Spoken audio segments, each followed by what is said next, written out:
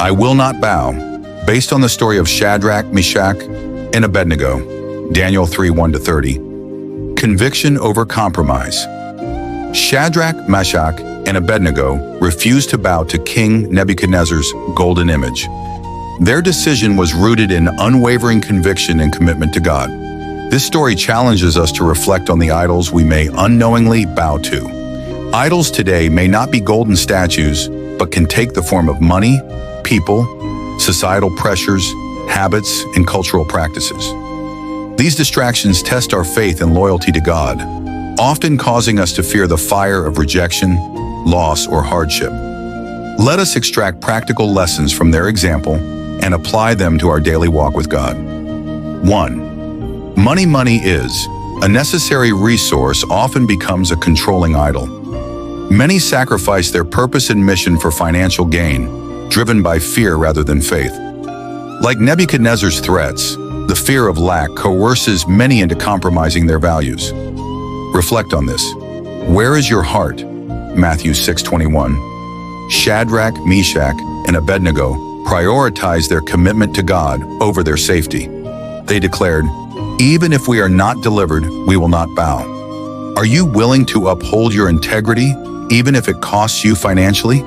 Does your pursuit of money align with God's commands and principles? Your job or business should not own you. Work diligently, but remain loyal to God above all else. Let your trust in God surpass your fear of financial insecurity. 2. People.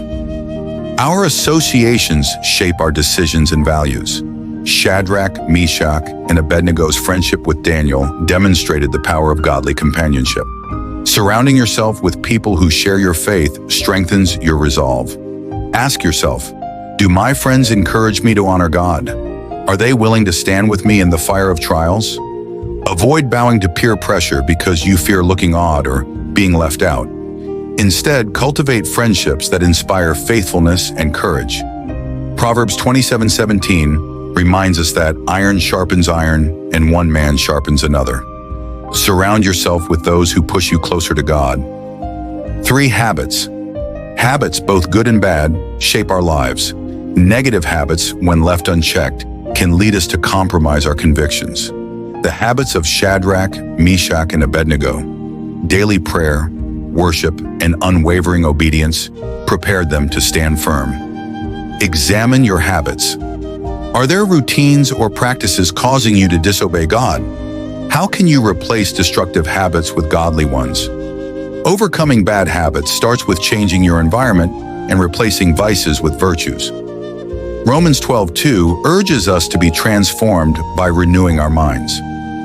Identify one habit today that weakens your faith and take intentional steps to replace it with a godly practice. 4th, society and culture. While cultural identity is valuable, it must never supersede our loyalty to God. Societal norms and cultural practices can pressure us to conform, but Acts 4:19 reminds us to obey God rather than men. Ask yourself, are cultural practices causing me to compromise my faith? Do I prioritize pleasing society over pleasing God? Respect your culture, but prioritize the culture of God's kingdom. Be willing to face the fire of criticism or ostracism to uphold godly values. Shadrach, Meshach, and Abednego's promotion came after their loyalty to God, showing that God honors those who stand firm. Self-reflection.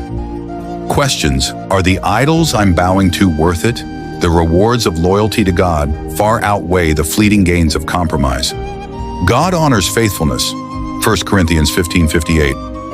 Are these idols worth what God is doing in my life? Trust that God's plans are for your good.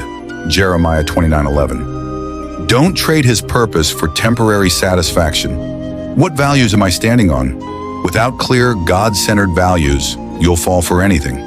Proverbs 3:25-26 assures us that God's values protect and sustain us through trials. A final challenge. The one you serve must be able to save you. Anything less than God will fail you in your time of need. Stand firm like Shadrach, Meshach, and Abednego, knowing that God is faithful. Promotion and blessing come to those who remain steadfast in the fire. Your labor in the Lord is not in vain. 1 Corinthians 15:58. Will you choose to stand or will you bow? The choice is yours. Choose faith over fear, conviction over compromise, and God over idols.